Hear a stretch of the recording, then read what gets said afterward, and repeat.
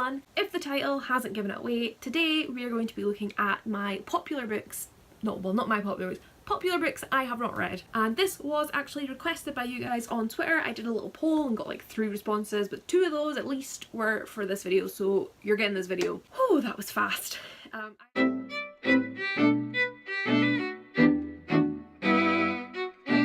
So some of these books I will give you an excuse for. Some of them will more than likely just be, I don't know, I have 450 books on my physical TBR, what do you want me to do? and some of them will be like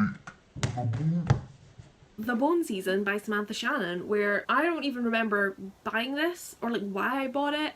It's not a series that I would actually, like, I don't know what it's about really. It is on my Owls TBR for this month, so if you've seen that you know I haven't read this. I know people like it and I have it, so none of these books are books that I don't own, so like you're not gonna see Simon versus the Homo sapiens agenda on here because I haven't read it, but I don't even own it. Also, this is not an extensive list. I have cut this down to I think 14 books. There will more than likely be a part 2. The Bone Season, not read it. Continuing on with books that I haven't read that are also in my Owls TBR for this month. Cinder by Marissa Meyer. This was never something I was interested in. Like, I like the idea of like Disney fairy tale princess retellings. Didn't like the sci-fi aspect. Mentioned before, I love Doctor Who, but anything else I'm like not a fan of. But I found this in a charity shop and figured, why not? I do kind of want to start reading this now, so that's why it's in the TBR for this month. But it's still in this video because I haven't read it yet, and it is very popular and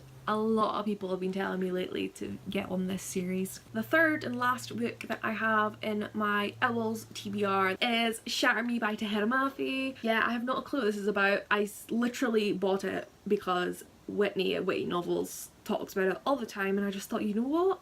I need to know what the hell has her so hyped. So yeah, I do plan to get to this one very soon. Like, this is one of maybe like 3 books that I'm like, I know I will be getting to soon. A lot of these are questionable, and actually at least one's gonna end up in an unhaul soon. Spoiler. I say soon.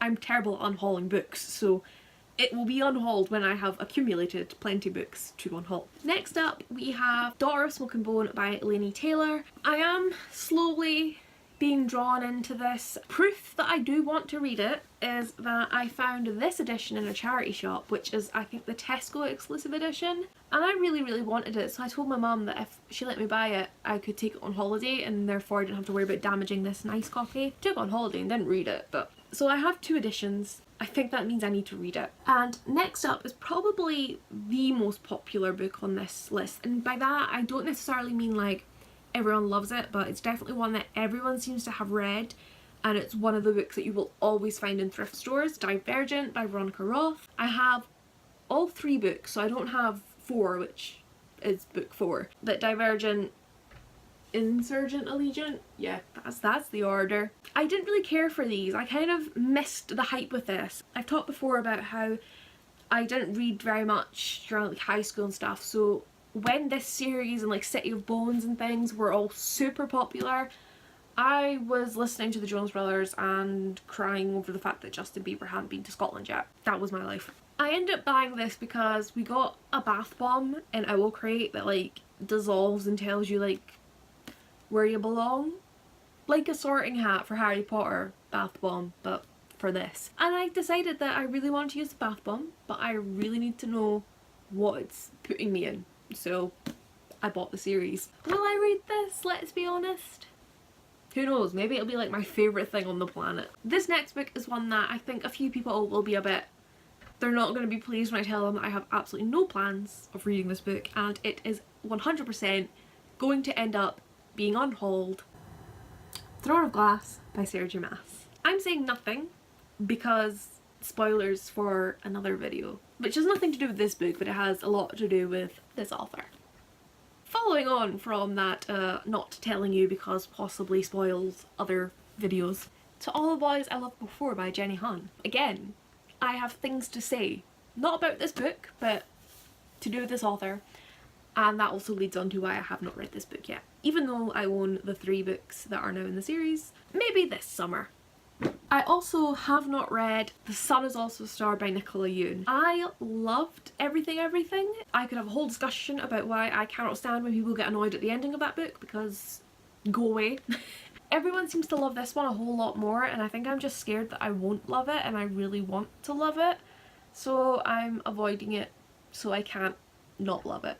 But again, maybe this summer, because I'm feeling the contemporary vibes. I think it's because Just Don't Mention It's coming out this summer. Just another Estelle Maskin plug, because Dimly. It's like a little game for me to try and mention Dimly in every video. This book is one that I now can't believe like I haven't read. I didn't really have an interest in it, especially because, as I mentioned before, I missed the hype with this book, but I also heard a lot of people saying it wasn't really that good. However, I went to Paris in February, and Paris is like my home. J'adore Paris. Yeah. I was gonna say more in French and realised my French is not that good. If you haven't guessed, it's Anna and the French Kiss by Stephanie Perkins. This is the US edition with deckled edges, which I love. I got this in a charity shop. So thrilled. I know people kind of say this is like trashy and kind of tacky and I don't know what, but I'm just in the mood for that. I'm in the mood for tropes, for cliches. I'm in the mood for a book that isn't so heavily focused on like bigger meanings and messages. Like, don't get me wrong, books like The Hate You Give, Starfish, Moxie, you know, all those things that are dealing with diversity, Love, Simon, you know, LGBTQ, social like stuff and rights, they are great and important. But sometimes your girl just wants to read a trashy book. I want to read those books where like helpless good girl falls in love with the bad boy, and I love that stuff. Like, I don't love it for younger girls who are gonna think that that's how life works, but as a 21-year-old who just wants to escape real life, I quite like pretending that, you know, the bad boy can fix the good girl and all that shite. I will definitely be getting to this soon. I just hope it lives up to the trashy expectations people are giving me of it, because if it turns out to be like a really good book in its own right, that's going to be quite disappointing. This is another book that some people won't be thrilled at, especially when people remember what I've said about having been a contemporary queen when I was first introduced to YA and reading again.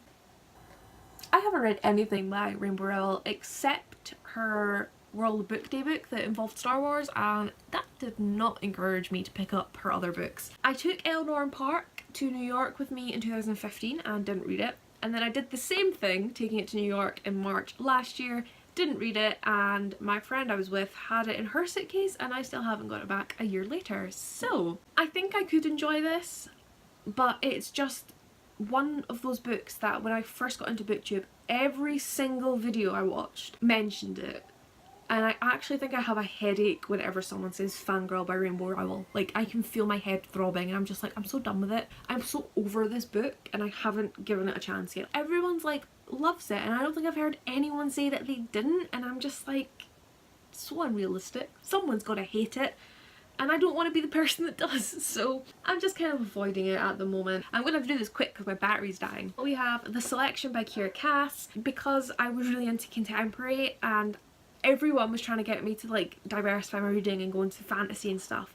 I was getting recommended this left, right and centre, you know, because it's like a dystopian but like romance. It's funny because this was the book people used to trash on all the time, and now people are like, I actually really like this series, it's really good. So I'm kind of hoping that this is similar to this. I'm thinking I'm going to end up reading this soon. This next one is definitely one that surprises me. The Raven Boys by Maggie Stiefvater. When I first started going back into reading, the one series that I remember picking up and being excited when I saw the next book was out was the Shiver series. Why haven't I picked up the most popular Maggie Stiefvater series? Like, what? This needs to happen soon. Following on, I bought this ages ago before all you guys started going on about it, and that's Every Heart a Doorway by Shauna Maguire. I just love the idea of this, and you know, it has ace representation, and just, why haven't I read this? There's now like 3 books out in the series and I'm sitting here like, oh my gosh, I have the receipt, I'll tell you guys. 2016 I bought this. I've had this for like 2 years and haven't read it. And now everyone's hyped about it and I'm like, ugh, I've had it long enough for it to end up on a popular books video. And finally we have possibly the most what the fuck Emma, The Night Circus by Erin Morgenstern. I had like no interest in this for a while. And then I read Caraval. And my love of circuses, carnivals, all that stuff awoke in me.